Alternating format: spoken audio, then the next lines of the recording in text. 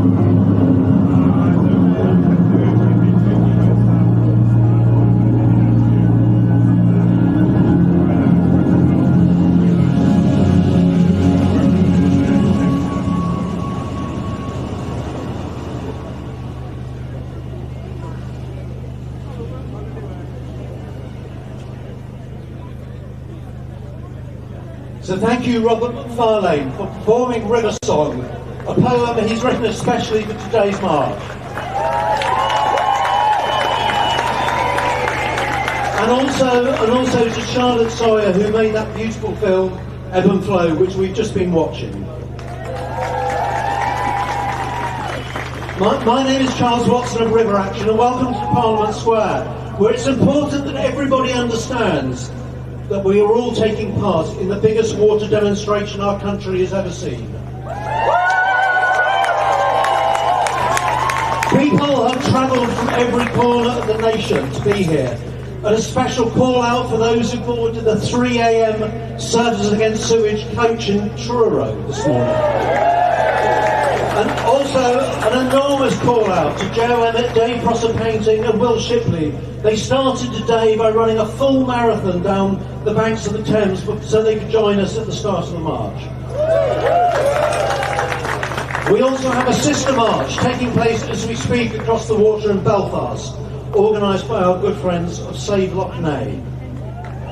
But as well as welcoming thousands of people, most importantly, we are welcoming to the heart of British government our long-suffering waters.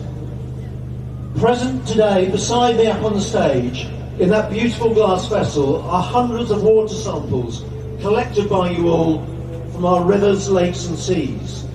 So together, either in the form of yourselves, their representatives, their guardians, or here in the jar, are the waters of our nation, and we welcome them. We welcome from the West Country those wonderful rivers, such as the Camel, the Fowl, the Foy, the Tamar, the Tor, the Torridge, the Tin, the Liner, the Yam, the Erm, the Otter, the Dart and the Exe and the Axe, the Dorset and Somerset Frumes, the Parrot, the Dorset Stour. And along the coasts of Devon and Cornwall, all those amazing beaches and surf spots, from Newquay to Bude, St Agnes, Perranporth, Polzeth, Willicombe, Croyd, from Kynance to Gillingdays, Bantham and so many others.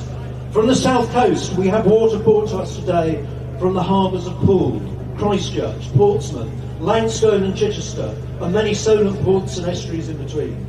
We have a huge presence today from the waters of Sussex and Kent, from all along the coast, from Brighton. There they are. Apparently Brighton station you can move this morning. From Brighton to Ramsgate, Margate to Whitstable.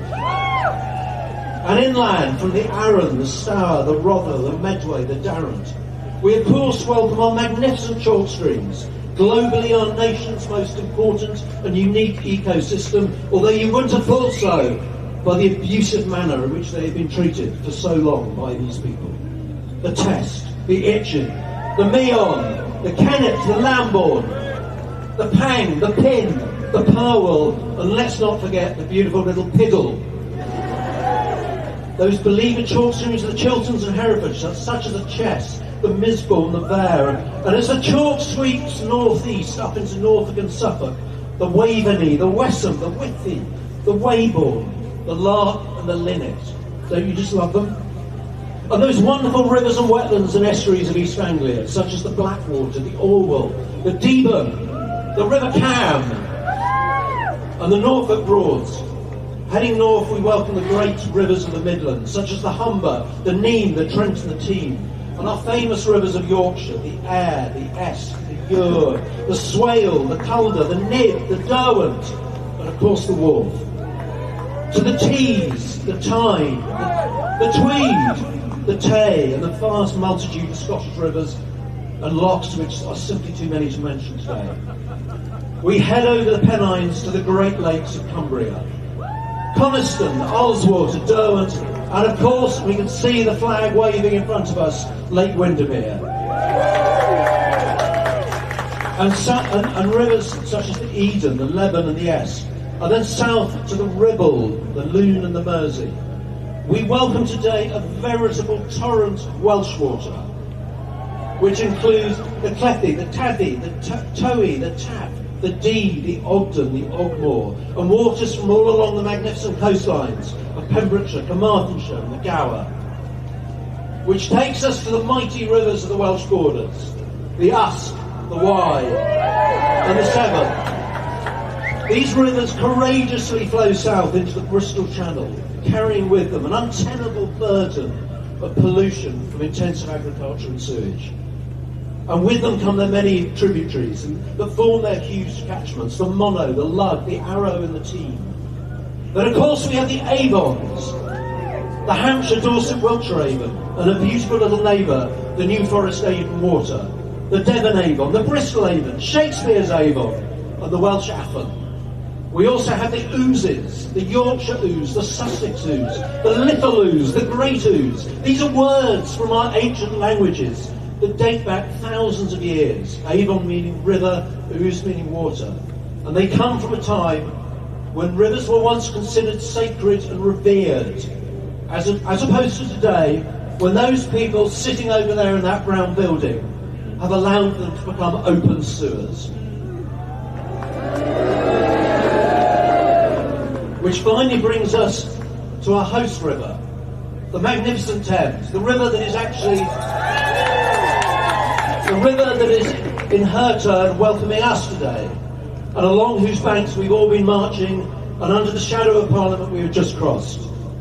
From high up in her catchment she brings with her the tributaries of the Windrush, the Evenlows, the Cherwell, and as she descends she's joined by some of the chalk streams I mentioned earlier, and then the Wey, the Mole, the Loddon, the Colne, and then we come to the rivers of London, the Wandle, the Lee, the Roding, the Brent, the Chin, the Peck, and the Ravensbourne.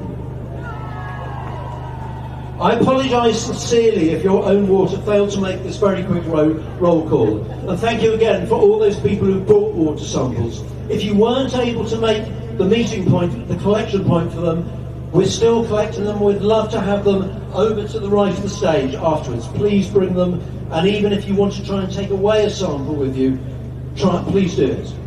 And contrary to press reports, we will not be releasing the combined waters into the River Thames, because if we did so, we'd be in breach of environmental regulations. And unlike a lot of people, we campaign to enforce environmental regulations. So before we begin this afternoon's action-packed rally, I'd like my wonderful colleague Amy to hold a moment's reflection so we can each consider what our rivers, lakes and seas mean to our lives.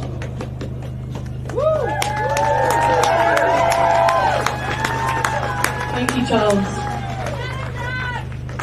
So I'd like you all to quieten your voices and close your eyes.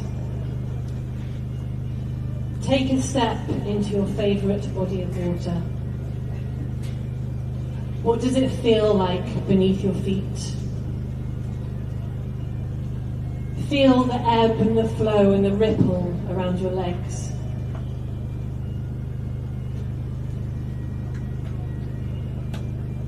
Feel the cool water as your fingers tingle along its surface. Take a deep breath. Let the air, the cool air, fill your lungs. And let's just pause and take a moment to remind ourselves why we're here.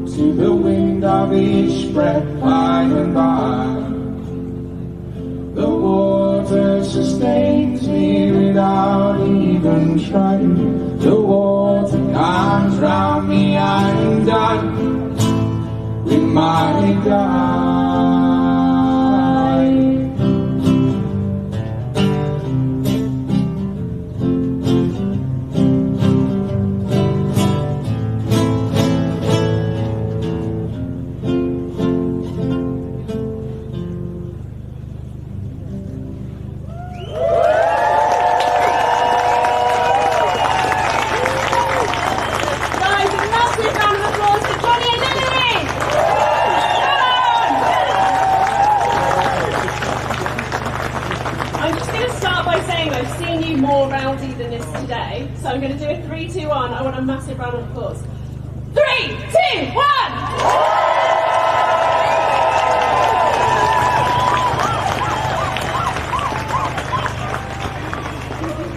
Just want to welcome you all today. I'm going to be with you for the next few hours. My name's Katrina Ridley. You can normally find me on Heart Radio chatting about what Ed Sheeran's doing at the weekend.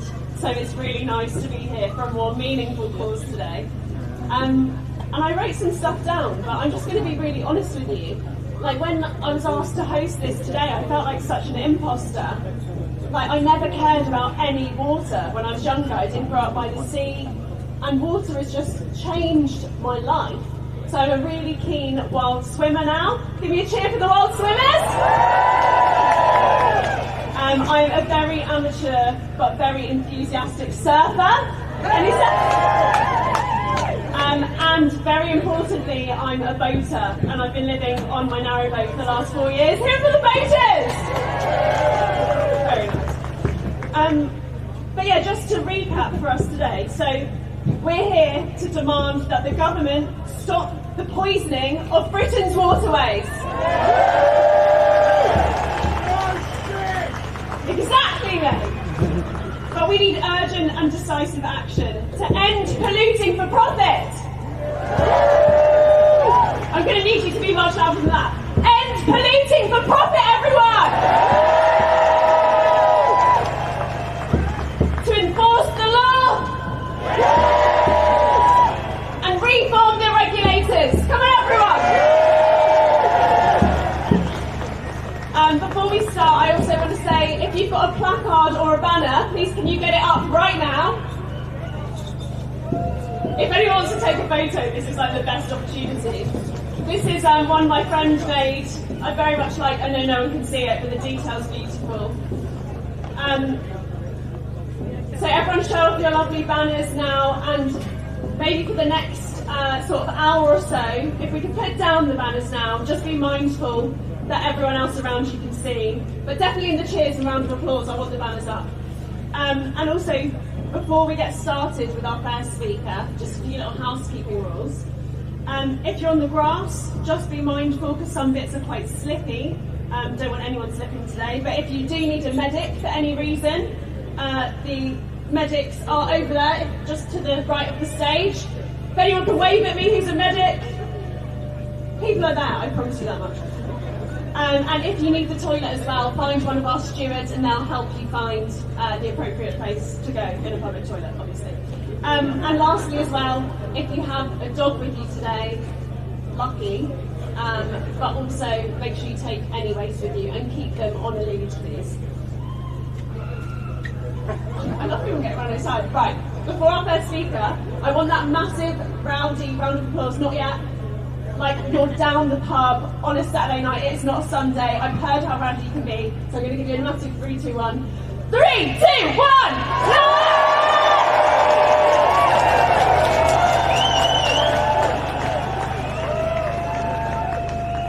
It's a great energy today, I'm loving this. So right, our first speaker today is very much part of the rowing community. You might have watched her on the telly, give me a woo! At the Olympics, another woo!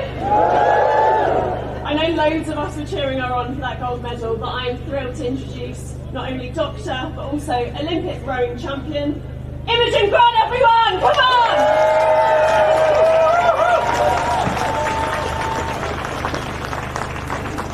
Wow. I think this breaks the record for the number of people that I've ever addressed at any one time. Welcome. And thank you for being here. We're all here because we care. We care about our rivers. To me, each river is its own ecosystem, not just the wildlife, but for humans as well. Rowers, runners, fishermen, surfers, swimmers, paddleboarders, every single one of us benefits from the rivers that are foundations of our community. I care about our rivers because I'm a rower. I learned to row 10 years ago now, and this summer I became Olympic champion. That That's the pinnacle of my sporting career. But over that decade, I've seen our rivers get worse and worse. I've rode past nappies floating in the water. I've seen dead fish. When I've capsized, I've worried more if I've got the water in my mouth and I was going to get sick, rather than worrying about the fact that my technique was bad enough that I went in the water in the first place. We need to do more to save our waterways, and I'm speaking to the converted already. I'm here because I'm a doctor. Every single day I see people in the hospitals who aren't physically active enough, who are ill, who are sick. If the rivers are polluted, how can we swim in them? If our wildlife isn't good enough, how can we walk next to them, run beside them, enjoy our green spaces and our blue spaces that are so vital for our mental and physical health? It's so important. At the moment, there isn't a single river in the UK that is classed as being in good overall health. That's not good enough. Say it louder. That's right. This year, 3.6 million hours of sewage have been discharged into our rivers. That's not good enough. We're paying for the privilege of getting sick because the water quality is so poor that there's E. coli and pollutants and sewage in every river in the UK. We are paying just for the water companies to line the pockets of those who invest and own them, rather than them improving the infrastructure that would improve our country. Say it with me. That's not good enough. That's not good enough. Now, imagine with me a better world. A world where the pipes have been repaired. A world where there's wildlife on every river. We can paddleboard, we can run, we can let our children play in the banks of the river without worry. We can go for a rowing outing. We can swim in the rivers. We can see the trees and the wildlife, the green grass, and maybe a beautiful sunrise above it. This world is possible, and this march is the start of the new momentum, and we need to call on this government to do better, and that starts today. We are stronger together. Say it with me. We are stronger together. We are stronger together. Thank you. Come on, guys, massive round of applause for Imogen.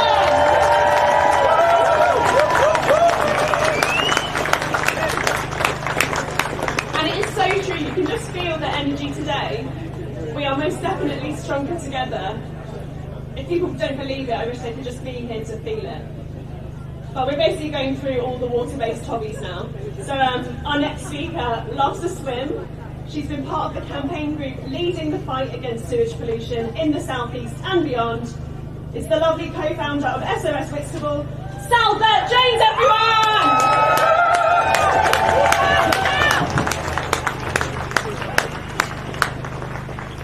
Thank you. Wow, there were so many people. Okay, I'm going to take you back to 2020. Sorry about this. Socialising indoors is banned and travelling is impossible. Fear is in the air and human connection is broken. In the middle of the chaos, people are meeting up outside, listening to the birdsong and looking up at the clear skies. They are walking, talking and supporting each other, and in Whitstable, people are swimming. Small groups are meeting on the beaches and submerging themselves in cold salt water, some for the first time in years and many for the first time ever. In the water, we are all finding peace. Friendships are being made, space created, vulnerability and connection. During the hardest of times, the water gave us the gift of community. It was about this time that we also started to realise just how bad the sewage situation really was. In 2021, Southern Water was fined £90 million. hugest fine in the history of the Environment Agency. And it will not surprise you to hear that the prosecuting judge said of their offences that they have been motivated by a desire to focus the company's attention on the metrics that increase their income. Shortly after, following a public meeting with Southern Water, 10 angry swimmers voiced their frustrations in the pub, and with a mission to stop the sewage, SOS Whitstable was born. Naive, yes, but we were not alone. Up and down the country, other campaign groups just like us were having exactly the same conversations. A retired detective and his professor friend on the River Windrush,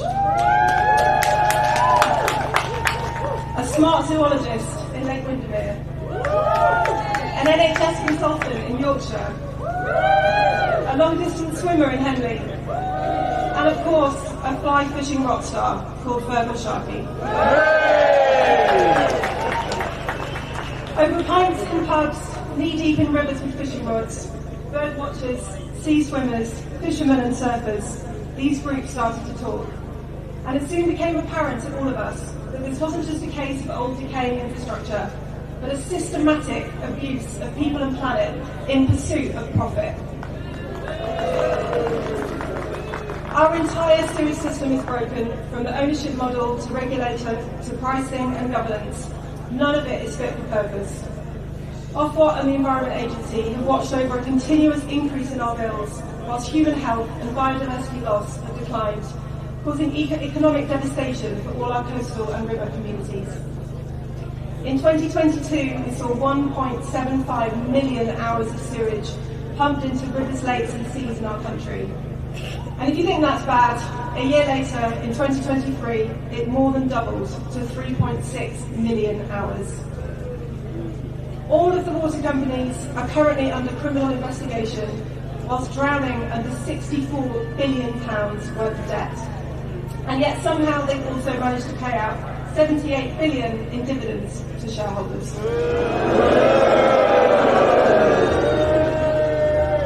Does Australian investment company Macquarie care about our beautiful beaches? No. Do Canadian pension funds care that the fish in our beautiful chalk streams have disappeared? No. Of course not. They do not see what's happening here. And of course, they're getting paid regardless. It's clear that privatisation has failed. It's time for change, and we need it fast. Clean water is a necessity for all life on Earth, and it should not be a commodity sold to the highest bidder.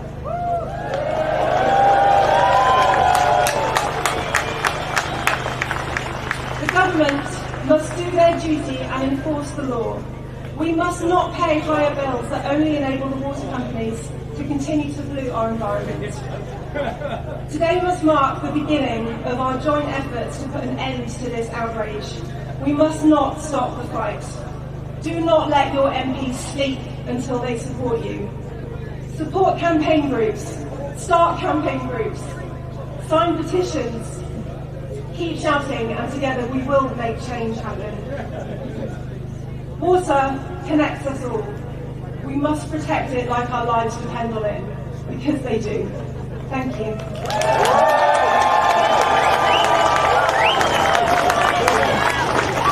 Keep going to start, everyone! Come on!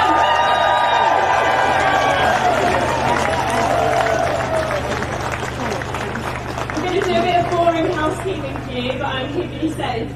So Parliament Square, the roads are going to be opening shortly. So if you just clear the roads, everyone be very careful. And now that's ticked off my list. Big round of applause for the health and safety! Yeah! I'll take it. Okay, so our next speaker is also a very passionate wild swimmer. I think he's going to have some very interesting insights.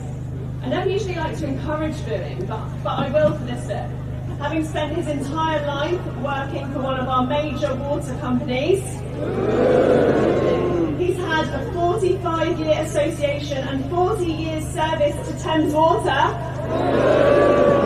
And in his own words earlier today, he is now sick of their crap. Now representing over 15,000 water industry workers, please give a big round of applause for the Thames General Branch Secretary of the GMB Trade Union is Cliff Brady, everyone!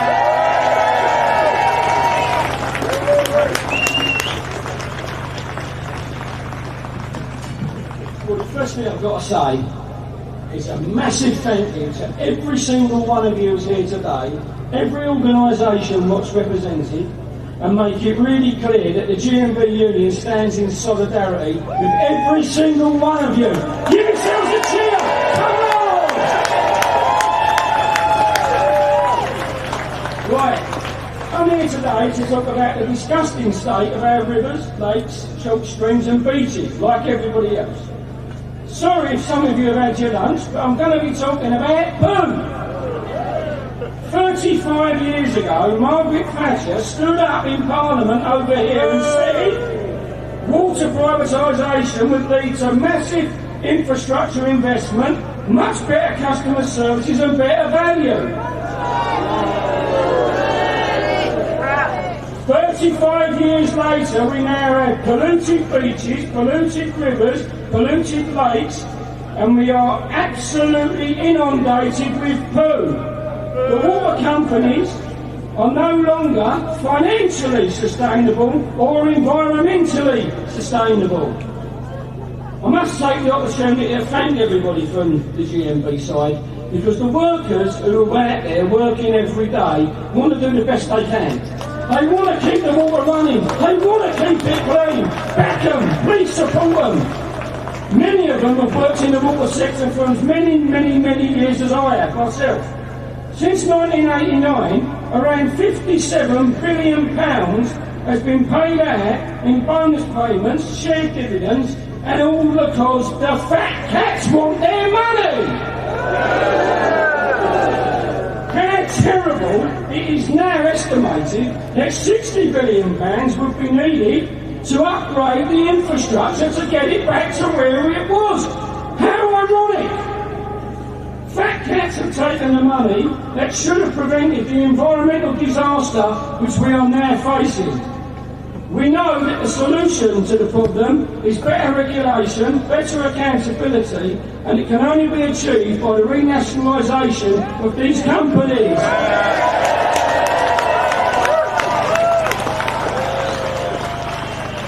Ofwat have failed to do their job for 35 years.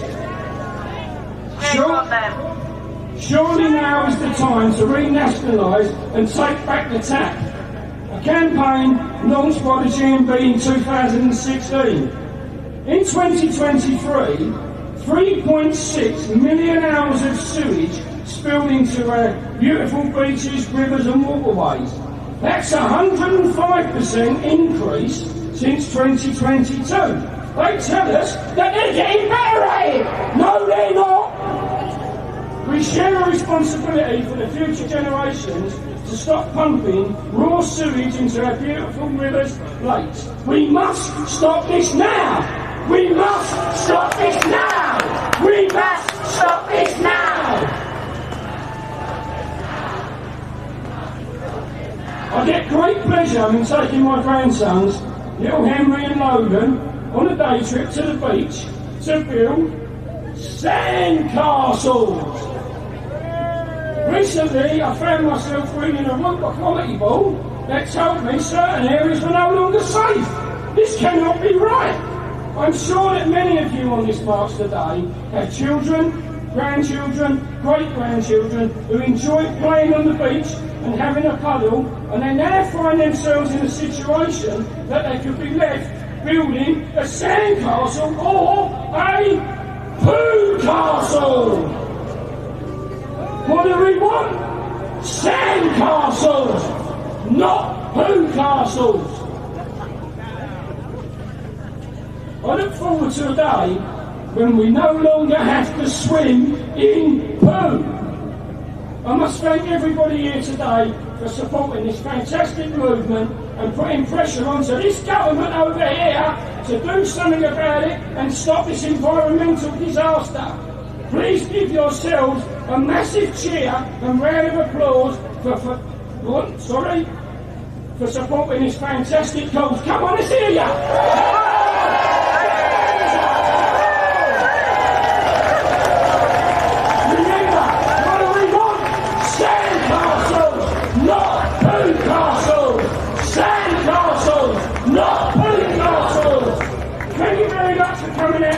Lucas. I'm Cliff Roney. Have a rest of the day. Fantastic. Enjoy yourself. God bless. Love you all. Guys, come on, give it up for Cliff. Louder than that. He deserves more than that. He wants to get a picture, so if everyone can put their banners up. Up you come. Woo! That's going to be the best picture ever. God bless. So right guys, we've heard from the workers of the water industry themselves.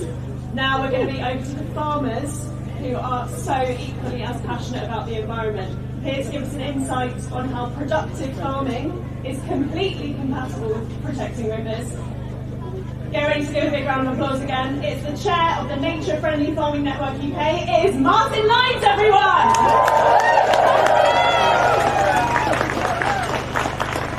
Good afternoon. They've done a technical adjustment and lowered the microphone. So we often hear lots of the information around what the water companies are doing and the irresponsible pollution of watercourses.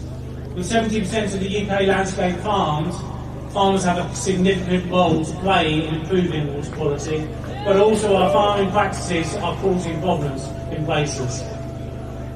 For our own farm, we're often thinking about how do we balance food production and other products with improving biodiversity and other outcomes. And it can be done. There are thousands of farms across the UK are making that balance really work.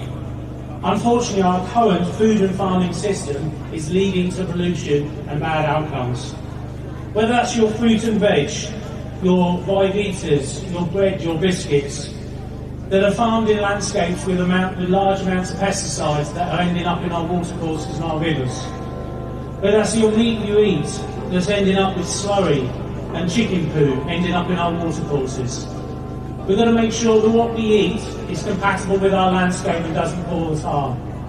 So maybe that's products and a little bit less meat, and the concentration of where that meat is produced needs to change.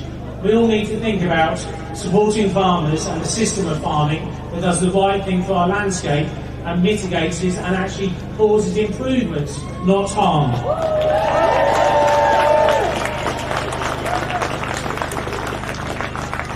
If you look across the landscape of the UK, we have seen intensification of livestock systems in certain areas in certain watercourses. This isn't always the farmer's fault, but it's the farming system and the supply chain.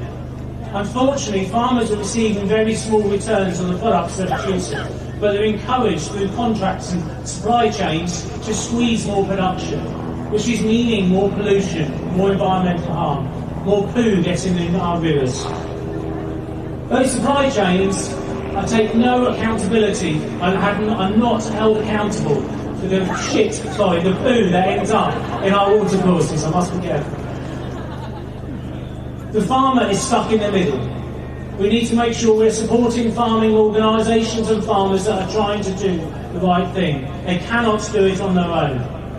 So make sure you are making those organisations being held to account. Make sure the regulators and the government across there make the polluter pay in the system that's in there.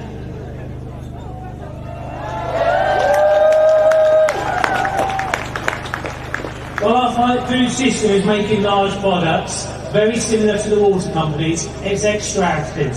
It is not being delivered to those on the ground that need to help improve our system. A little bit of money and a little bit of investment can go a long way in helping farmers improve their system. We often hear that farming is a challenging role and there's very little profit or recognition. Well, I think farming is one of the most amazing job opportunities and roles we can play. Because it's not just about producing our food, it's producing a healthy landscape, healthy rivers that we can all enjoy. And we all need access to that. So enjoy what you eat, think of the farmer that produces it, but make sure you get it from a supply chain that's delivering good outcomes.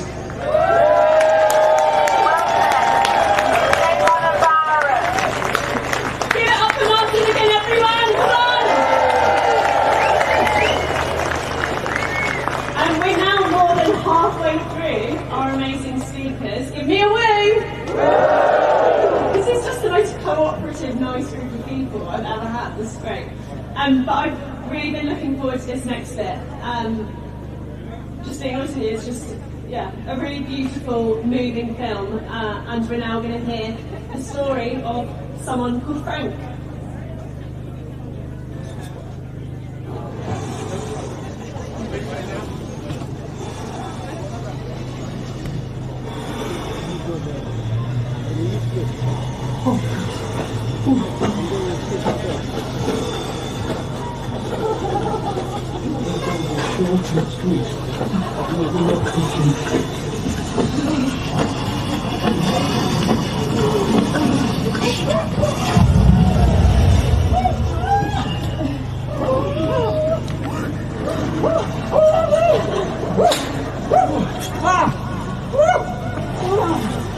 Oh my god.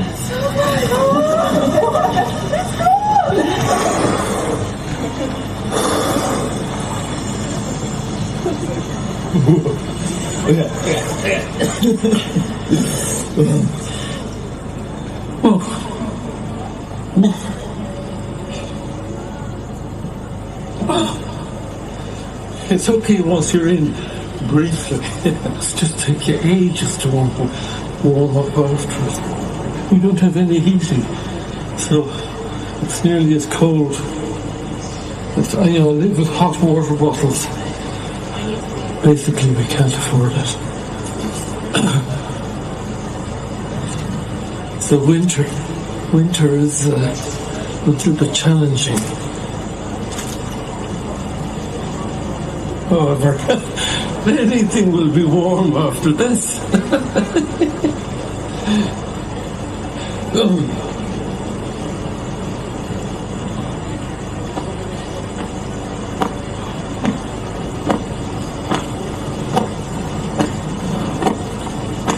The hands just don't want to warm up.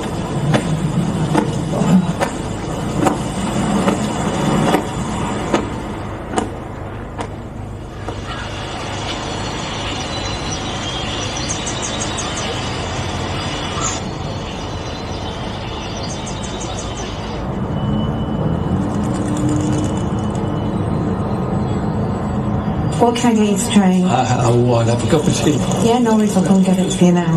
Thank you very much. Oh, I swim in the river most days, rain or snow. If I don't do this, I'm going to go nuts. Oh, I hear you.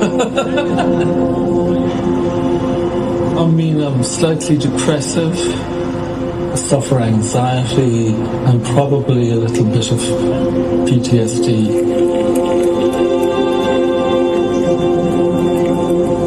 When you get onto the cycle path, you take off the brakes and you can let it all in.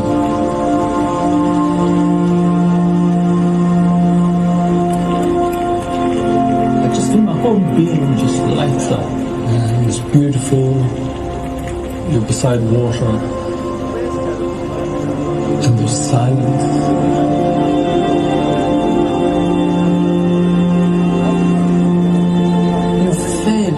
In a way that no words you could never encapsulate it in words. Well, it moves us on so many levels.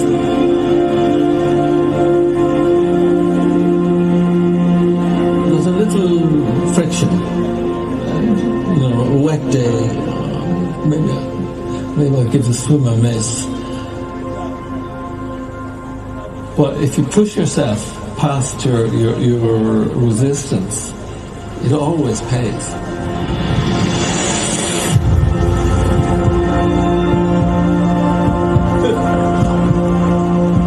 That little effort spills over into every other aspect of your life.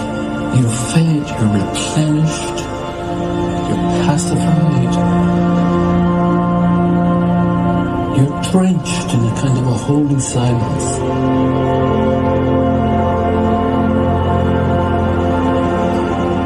Over the 3 years, my connection to nature has hugely deepened without any effort.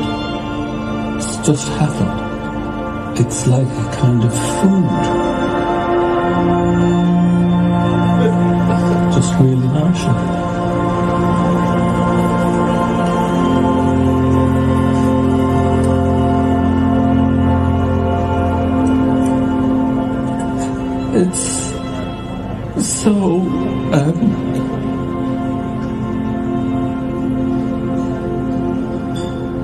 The river is such a great... Water is such a great friend to humanity.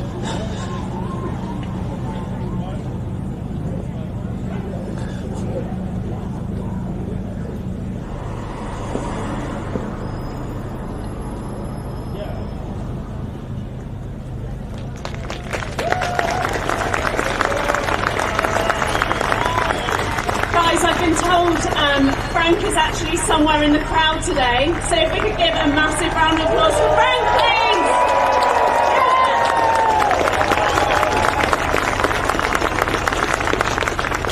I think we've all experienced that feeling that Frank speaks of, and it's just really beautiful to acknowledge that all together. I'm not even going to try and play it cool for the next person that's speaking, because she's already a bit of a legend to me. But she's brought some very special guests with her today as well. Please be extra lovely and give a huge round of applause to broadcaster, biologist and president of the Wildlife Trust. It is Liz Bonnin, everyone!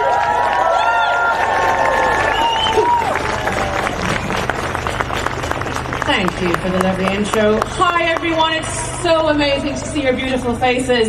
This is what connection is all about. Everything in nature is interconnected and interdependent. We are nature, and how we live on this earth affects these connections. And now we know the undeniable truth. And we're also here to say today that the game is up. Intensive industries, corporate greed and political systems unfit for purpose are destroying the planet's life support systems that we rely on to thrive, and blatantly disregarding our fundamental human rights for societal well-being. The UK is supposedly the 6th most powerful country in the world, according to a measure that was never designed for that purpose, GDP, that we still adhere to. But we have human sewage and toxic agricultural runoff polluting 100% of our waterways in England.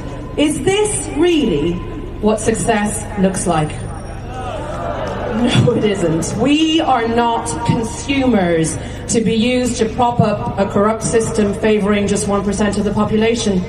We are humans who feel, who love, who dream, who think, a species existing for the tiniest blink of an eye in the planet's history, so closely related to each other, all hailing from the same small spot in Africa. We are so deeply connected to each other, and all of us deserve a healthy natural world so that all of life can thrive. Today, you are making your voices heard, harnessing the power of community and connection, and when we come together, great things can happen. And the thing is, so many great things are already happening all around the world, from powerful gatherings like this that we know have helped to end so many unjust systems in our history, to environmental law organisations and citizens coming together to hold polluters and governments to account and winning cases all the time, all around the world, to ecological economists working to transform the economy so it doesn't wreck the planet, to business communities already coming together to prioritise nature above profits and infinite growth. All of them proving that true success, true progress, and the health of the planet are not mutually exclusive. That it is entirely possible to have a thriving natural world, a thriving society, and a thriving economy. The thing is, though, we don't hear about these positive news stories enough. If too many of us knew, if we could see these solutions in action, the ripple effect of change would build such momentum that those hanging on to this inequitable and destructive corporate system with clawed hands would lose their grip. So, let's be the ones to share those stories. Let us be the positive news that we need to hear. When you go home after this empowering, amazing gathering, please share the story of today and share everything you've heard and are learning about from all our amazing speakers today. Talk about all of this far and wide. And also tell the stories of the extraordinary young humans who have come here today to speak up for their rivers, for their lakes and their coastlines, and who are already showing us what true leadership looks like. It's a huge honour to introduce them to you today. This is the best bit of my day. And our first speaker is Ramandeep Najjar. She's trustee for Birmingham and Black Country Wildlife Trust, and she's a member of the Youth for Nature organisation, amongst many other organisations. Please give her a warm welcome, everybody.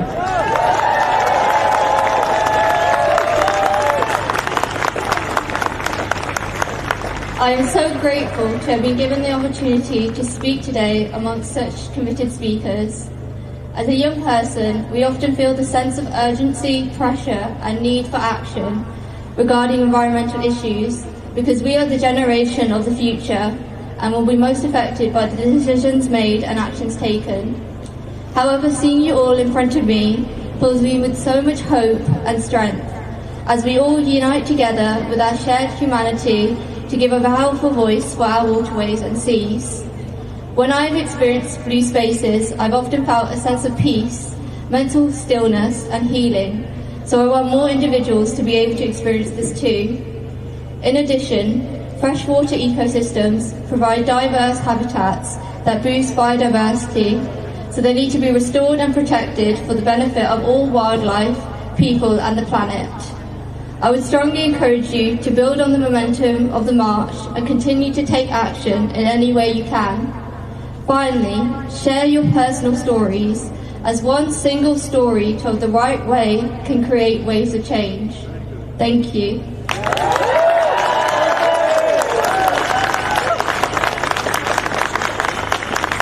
We're all going to hang out on stage and give everybody else a bit of support. Okay, so our next speaker is a very good friend of mine. He is a naturalist, an incredibly talented writer and artist. His name is Benjamin Fallow. Please give him a warm round of applause.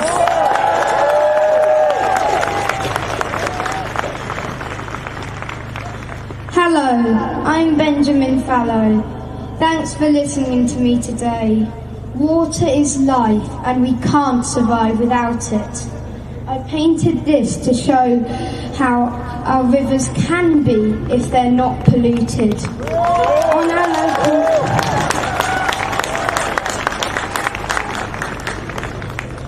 On our local river, I've seen dragonflies, damselflies, cormorants, geese, and once I saw a kingfisher. I'd been hoping to see one all my life, and that flash of colour, the brightest blue, was incredible.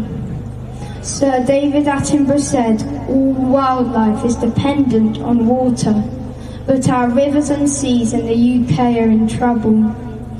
At the moment, raw sewage, chemical pollutants and farm waste are dumped into our waterways. Every single river is polluted. They're so polluted they present major risks to human health and massive damage to nature. We're asking the government to end the poisoning of our rivers, lakes and seas. You are the people with the power to stop polluting our waterways so that wildlife, nature and us children can thrive. We're here asking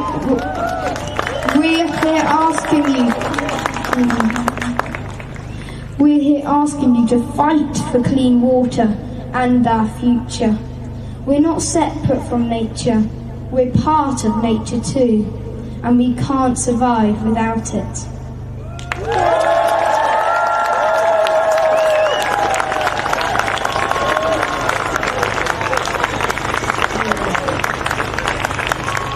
Okay, our next young speaker, I think you know this young chap. He's a young science explorer, artist, conservationist. He's only 9 years old and he's already a force of nature. Anish Warkunchala, take it away.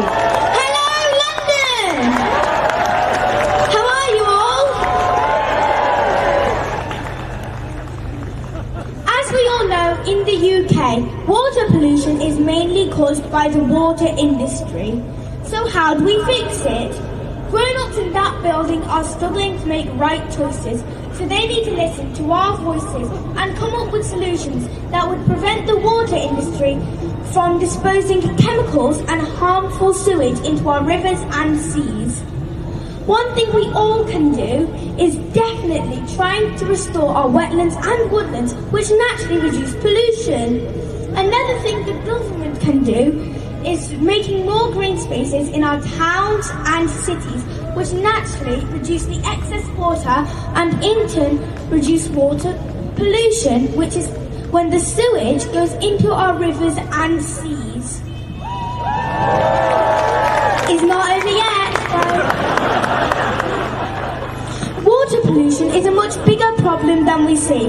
More animals live in the water than on land, and they choke to death because of the lack of oxygen in our polluted waters. I know, it's terrible, absolutely terrible. But one thing we all can do is stop poisoning Britain's waters. Let's say it again, this time very loud and clear, in the count of 3. 1, 2, 3. Stop poisoning Britain's waters. I can't hear you. One more time. Poisoning Britain's waters. Come on, we can do better. One more time. Stop poisoning Britain's waters. That's it.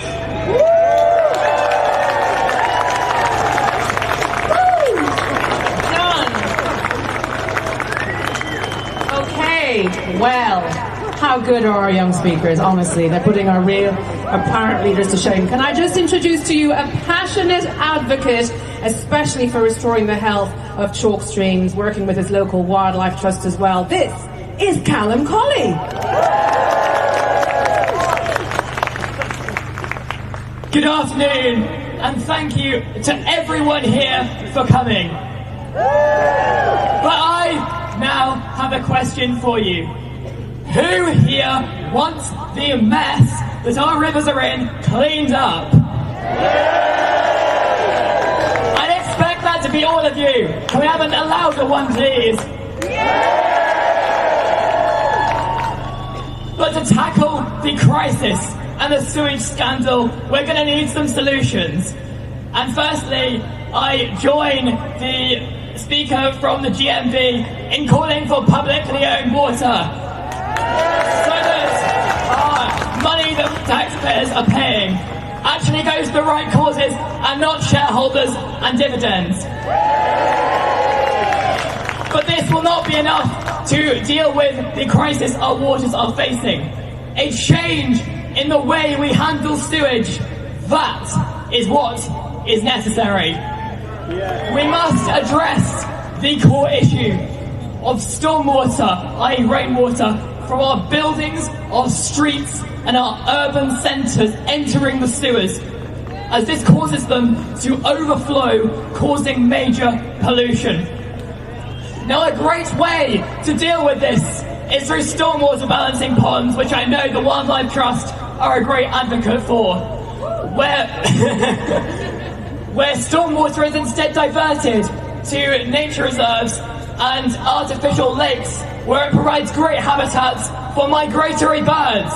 Therefore, stormwater balancing ponds not only help wildlife, not only reduce flood risk, they keep stormwater and sewage out of our precious waterways. And while I don't have time to go into all the legislation on this matter, because it is quite complicated, bear with me and come on, the people in that building over there, legislate more and expand the current legislation to deal with this crisis and stop stormwater entering our sewers.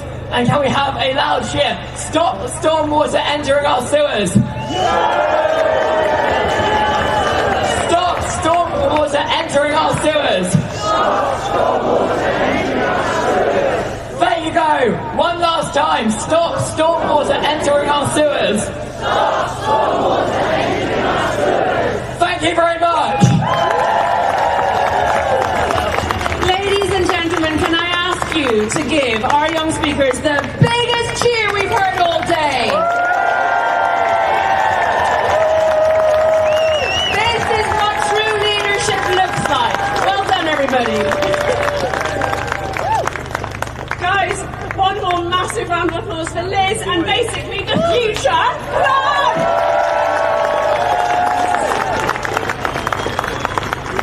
So many emotions are felt just then, and I'd honestly rather hand over to one of these guys to do the whole job. But are you ready for your next speaker of the afternoon? Yeah. guys, are you ready for the next speaker? So here to remind us that everyone needs abundant, clean water, that everyone as well can be a campaigner. Can I hear it for that? Is the Chief Executive of the National Federation of Women's Institutes. It's Melissa Green, come on! I don't know how I'm going to follow those guys, but I'll give it a good go. Because I'm really proud to be here representing the 180,000 women of the WI. Our roots go back to the suffrage movement, and this square reverberates with the memories of those mighty women who took on authority and won. We're here today, they deserve your cheer.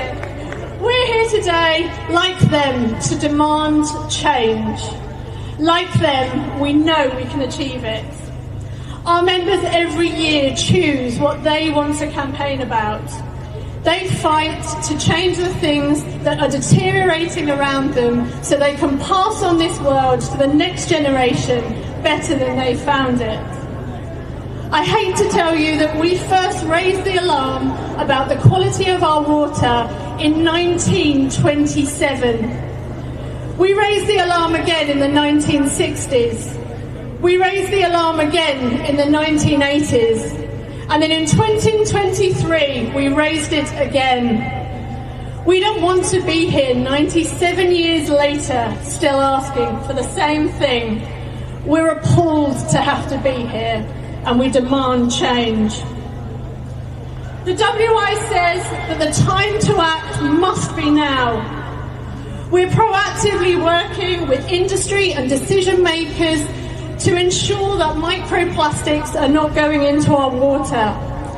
Our members have embraced citizen science, testing their local waters and make sure we're collecting data. We've lobbied our MPs and we've shown them what's happening in our local communities.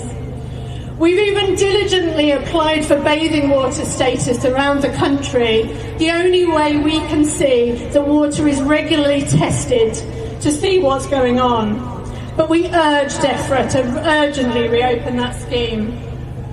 We're a proud partner of River Action, and we always have been. We add our voice to your call. We want comprehensive and transformative change, and we're determined to stand alongside you and demand action. Our waterways are being wantonly and knowingly damaged. So I'm going to leave you with three things that the mighty women of the WI have learnt over the last 100 years. You don't have to be afraid to challenge authority. It is your responsibility. We all have a voice and we have the power to bring change. And when we stand together like this, we are unstoppable. Our unity of purpose and our determination are our superpowers, and we just need to use them. 97 years feels long enough to wait for clean water. Clean water is a right, and we are determined to be the last generation that have to stand here and demand it. Thank you very much.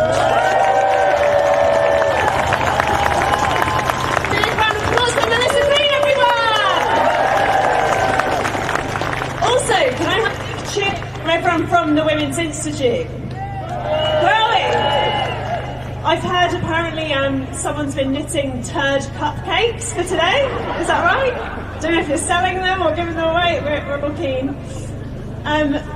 But right, our next speaker today is an amazing investigative journalist, writer, documentary and filmmaker as well. You might have seen she co-produced the documentary Riverside. It's brilliant if you've not seen it yet. Yes! Yes, for the cheers to the front. She's the founding member of Friends of the River Wye, the fourth longest river in the UK, and tragically, give me a boo for this, one of the most polluted rivers in the country as well. But give a big cheer for Nicola Cutcher, everyone! Wow, hello everybody. I've come from Herefordshire, from the banks of the River Wye, and yeah, woo! We've got so many amazing friends here today that care and love this river as much as I do. It is one of the nation's most loved rivers. and it has declined so terribly over the last few years. We've lost the water crowfoot that used to carpet the river. It was so thick you could almost walk on water. Now the stones on the riverbed are slimy, and the visibility is poorer, and there are fewer fish and fewer birds and fewer bugs, and we that live alongside that river feel bereft. And over 70% of the pollution on the River Wye comes from agriculture. That's nearly around 3/4 of the pollution coming from farming. And so we have to tackle farming pollution as well. And that's my main message to the government today, is that all the measures in their bill that they've announced, the Water Special Measures Bill, are all about sewage. And sewage pollution is a terrible problem, but so is farming pollution. If you think about our country, most of our land is farmland. Most of our rivers are impacted by farming practices. If we neglect that, then most of our rivers are doomed to continue to decline. So if we want to restore our rivers and have clean water, we have to tackle farming pollution too. And the River Wye is a hotspot for factory farming. We have between 20 million and 30 million chickens in the River Wye catchment.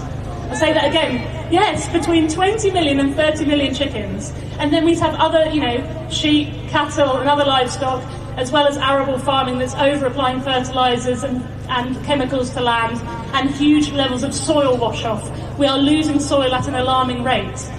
But at the moment, our regulators, when it comes to farming, they take an advice-led approach. So when we at Friends of the River Wye find pollution, what we find is the regulators give advice to the farmer about what they could do. And there is no consequence for the pollution. And it's not sustainable. So we need the law to be enforced. And if you think about it, so many people can do advice and guidance, the Wildlife Trust, the Rivers Trust, farming bodies, but only the regulators can enforce the law. That is their unique purpose. Thank you. And it's a regulatory problem, and also good regulation that is strongly enforced is good for farmers, because right now the farmers putting the time and effort and resource and money into doing the right things suffer a commercial disadvantage. Right now, if they go and, deal with their silage storage, deal with their slurry storage, put in things to protect their rivers and streams, and their neighbour doesn't do any of that and faces no penalty, then they think, well, I'm at a disadvantage, so why am I bothering? So we know that farmers want this, and big agribusinesses want this as well. Egg companies, chicken companies that say, I can't ask more of my farmers because they'll just go with another company. So we have to have government do this. And if you think about it, Sir Keir Starmer, our Prime Minister, a former lawyer, former Director of Public Prosecutions, we are asking you to enforce the law against all forms of pollution. Give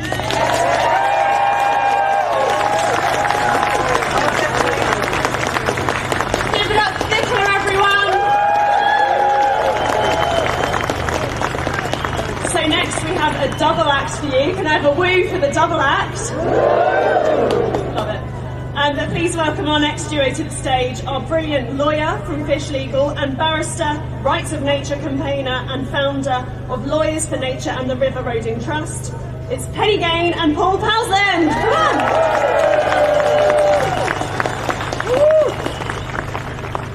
Hello everyone.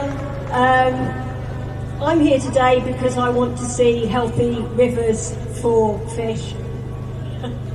And I'm here today to big up anglers. For a long time it felt like anglers were on their own fighting polluting industries up and down the country, but that's changed.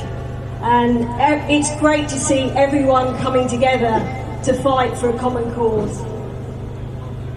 Like you, we're fed up with regulators who don't do their job, and with successive governments who, when it comes to protecting our lakes, rivers and coastal waters, have just been kicking the can down the road.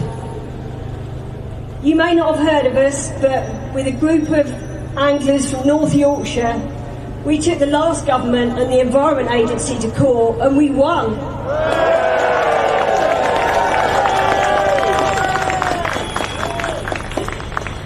In the process, we showed that their river restoration plans, nationwide river restoration plans, were defective and unlawful. In fighting to bring back fish to one small polluted beck near Pickering, we showed that the previous government had misunderstood and misapplied the law. They've got it wrong.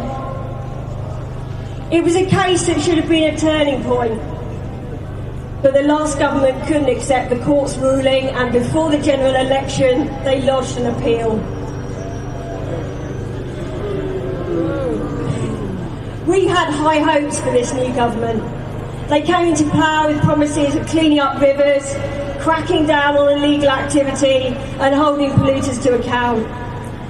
They could have chosen to drop the appeal against us and our group of anglers in Yorkshire, but instead they're spending your money on defending the previous government's inaction in court.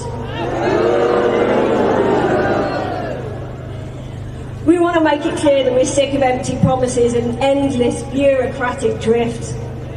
We want proper regulation for polluting industries, and we want it now. No more excuses. No more delay. We think that every single river should be protected from pollution. Not just the big ones, but every river, every small stream across the country that's been degraded and ignored. We think that every river counts. That's our message to this government, and that's why we're going back to court in January to fight against them.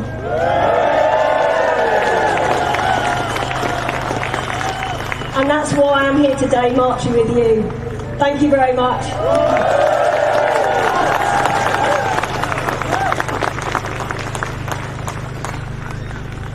When I moved to and spent time with my river, the River Roding, I knew that something was wrong.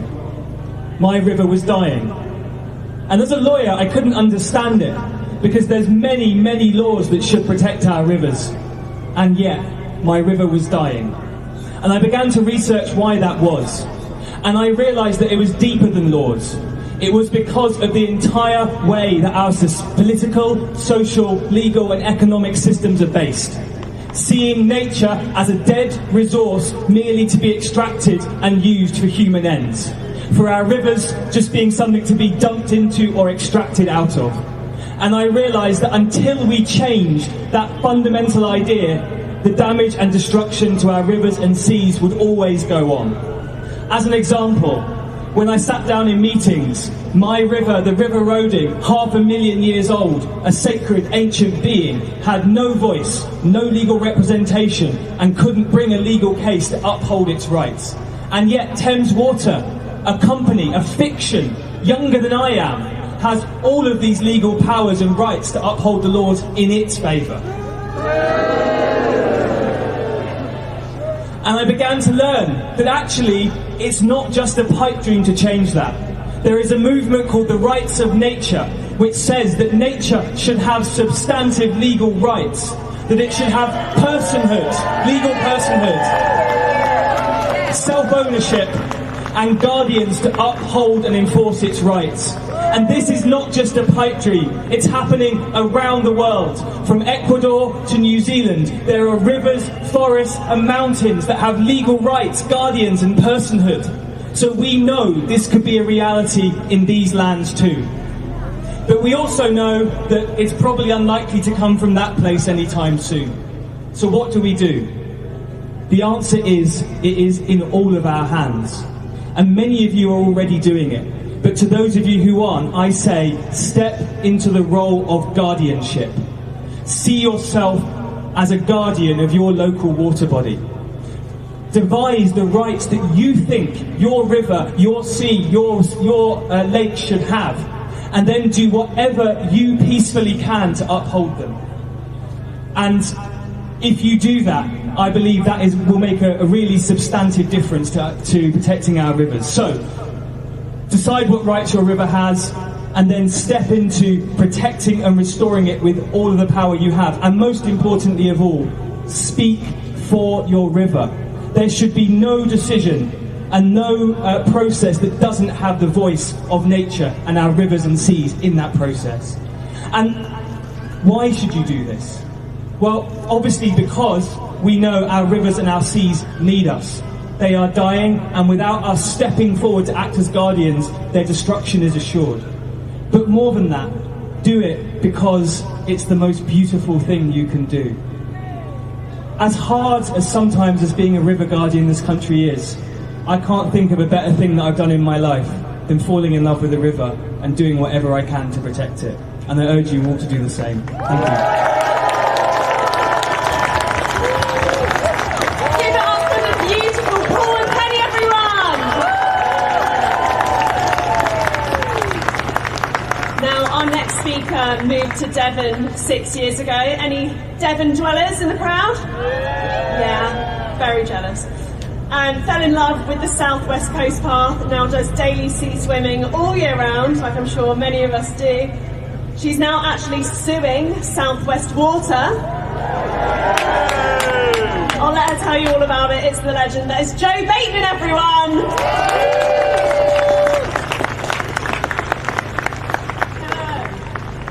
So, my name's Jo Bateman, and I'm suing South West Water because I'm sick of their endless dumping of raw sewage into our rivers and seas. When I moved from the Midlands to Devon, I was definitely not a swimmer. But one day in winter, I was reluctantly persuaded to go in the sea. And from that moment, I was hooked. And I've continued to swim year-round whenever I can.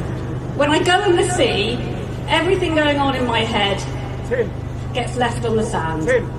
All I'm aware of is me and the sea and the cold. And when I get out, I'm buzzing. In the beginning, I knew nothing about the sewage problem, and to be honest, ignorance was bliss. But as time went by, I learned more and more, and I became more and more disgusted and angry. Eventually, enough was enough, and earlier this year, I decided to take South West Water to court. Thank you. I haven't won yet. I'm suing South West Water for compensation because the frequent sewage spills are taking away my right to swim, and my physical and mental health suffer as a result. But this isn't just about me, or even all water users. It's much, much bigger than that. The rivers and oceans are in trouble, and that means we are too. Any threat to the oceans threatens the survival of every single person on this planet, wherever they live, whether that's on the coast or in the middle of a desert. The oceans are the lungs of the planet. They provide the air we breathe. They are the world's largest carbon sink. They provide food, jobs, livelihoods. They are a stunning natural environment full of riches, a place for recreation and discovery. What the water companies are doing to our rivers and oceans is simply unacceptable. They say they're improving the situation, but I say, rubbish! Last year, they dumped raw sewage for 3.6 million hours, more than double the previous year. They say they have to dump sewage when it rains heavily. I say, rubbish! Rain is nothing new. It's been raining here a lot since the year dot, long before the water and sewage industry was privatised in 1989. We all know it's not about the rain. It's about water companies putting profits before pollution, spending billions on their shareholders and billions on their bonuses. Money they could have been investing for decades in the infrastructure. They say that dumping raw sewage in the rivers and oceans is legal and necessary to prevent sewage flooding homes. I say, rubbish! With the right investment, it wouldn't be necessary and it wouldn't need to be legal. And we all know that very often it isn't even legal. We have the regulations and laws we need to end sewage pollution, but they're not being properly enforced. In 2023, South West Water was fined £2.15 million for environmental offences. Yet in the same year, they paid out £45 million in dividends. If the water companies can pay out dividends of that magnitude, then the fines are just a bit of loose change, and in no way do they reflect the environmental damage being caused.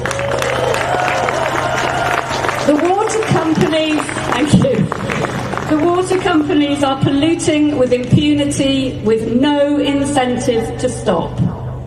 In the 21st century, we can land a spacecraft on Mars. Why can't we have a sewage system that disposes of our waste without polluting the rivers and oceans? It's a no-brainer. There are thousands of us here today, and together we are far mightier than we are alone. Today, together, we send a very powerful message, loud and clear, to the water companies and to the powers that be. We want clean water.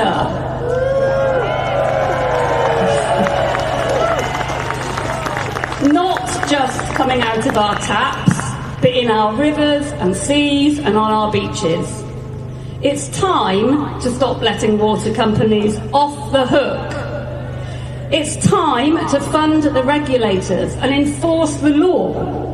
It's time for water companies to stop putting profit before pollution, to get their act together and cut the crap. Thank you. And please keep shouting and keep fighting, because nature needs us. Thank you. Big round of applause for Joe, everyone! Guys, we're like nearing the end of this. That's when you're going to do a massive boo.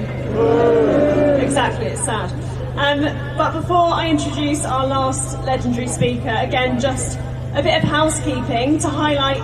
There's a recycling van, which is to the right of the stage here. If you don't want your flag or placard, please... That's cut out. There we go. We're back again. And also, if you need directions to the tube stations, ask one of our stewards. They'll help you along there. And also, guys, just give yourselves a massive round of applause for turning up today. Come on! Show me your banners and your placards. Come on!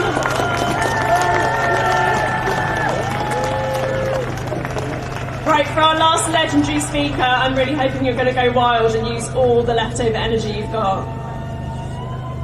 This next guy's a bit of a hero of mine as well, so this is a pleasure for me. Broadcaster, environmental activist and animal welfare campaigner. You might know him from Springwatch, The Really Wild Show, loads more as well. Please give it up for Chris Packham, everyone!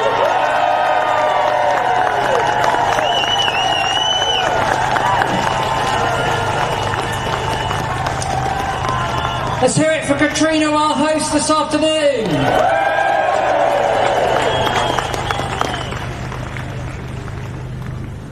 Why are you here?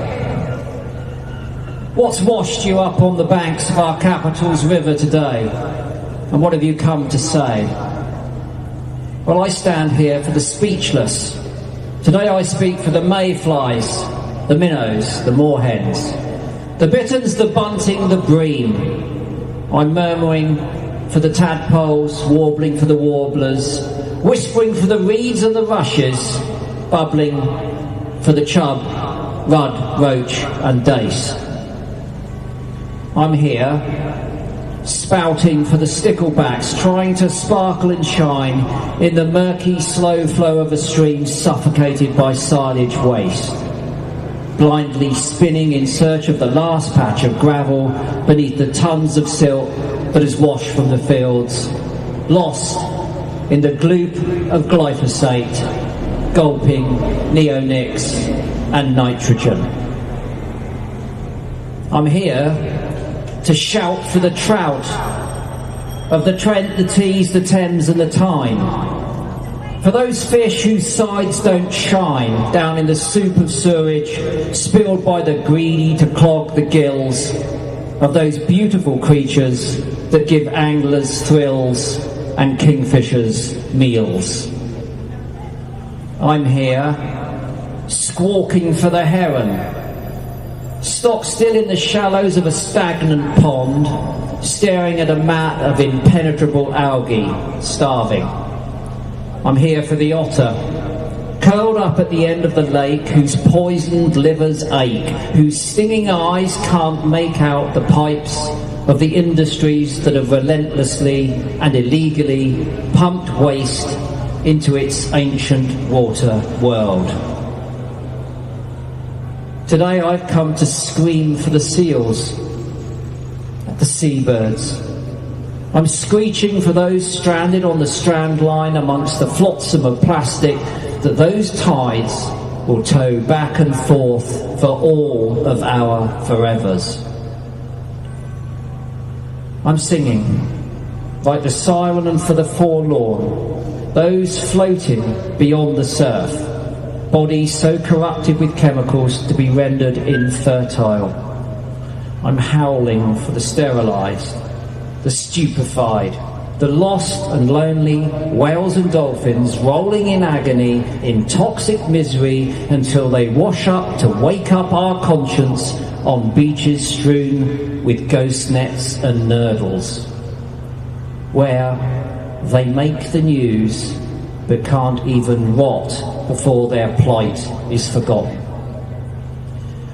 I'm here to shriek for the beat of the heart of a human fetus whose nurturing placenta is infected with microplastics. I'm here wondering what those particles are doing right now in my brain. You might be wondering that too. I'm here for the paddlers. I'm here for the swimmers whose guts are churning as the bacteria boil. I'm here for all of those who are afraid to go back in the water. That life-giving liquid that falls as snow, beautiful snow, as rain, that crystal clear elixir, that precious wet necessity that pours from our taps but has been sold down the river, has gone down the pan. Well, let me tell you what the speechless have to say. It's time to stop crying over spilled sewage. It's time to take action.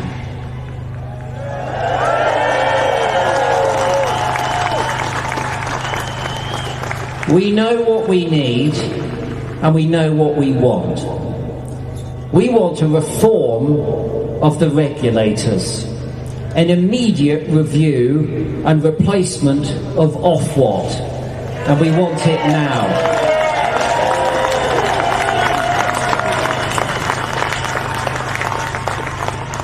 We want a complete stop put on any industry knowingly and wantonly polluting our waters for profit.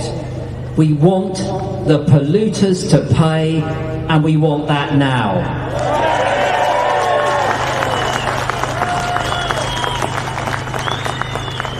We don't want new laws. We've got all the legislation that we need. What we want is for this new government to uphold and enforce those laws, and we want it now.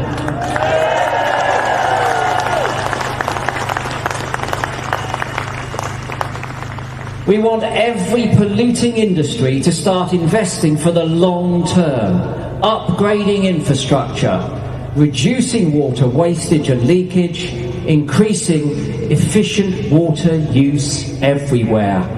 And guess what? We want it now.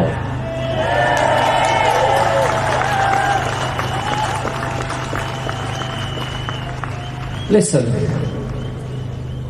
we might be minnows, but together today we are mighty.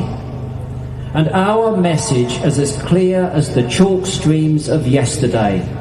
We want our water back, and we want it back cleaner and better.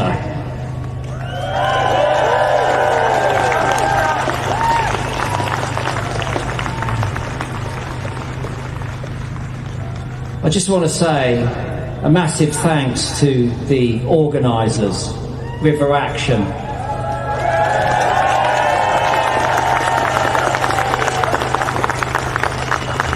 Now listen, I think you can do better than that. Let's say thank you to our organisers, River Action.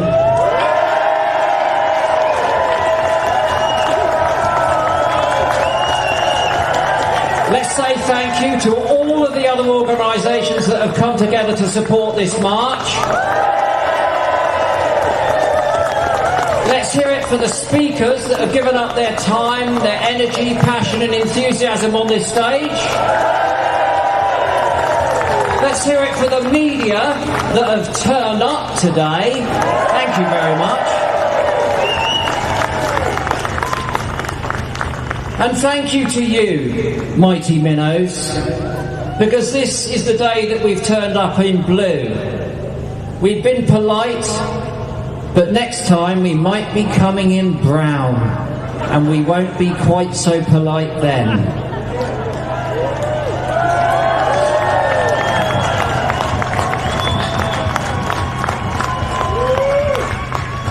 And I'd also like to ask you to raise the veritable roof for our missing hero, the champion of freshwater campaigning, the one and only Mr. Fergal Sharkey.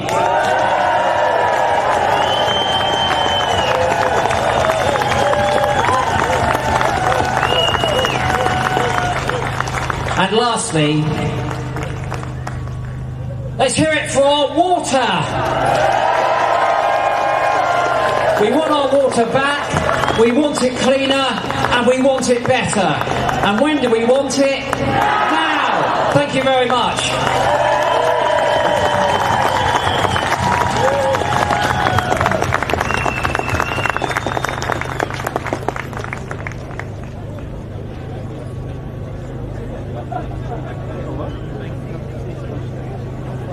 Sorry to be the bearer of bad news, but this is the end, everybody. Time to go home. Thank you for coming out for your waters. Take a safe journey back. Remember what you came for. And stay safe. Thank you for coming.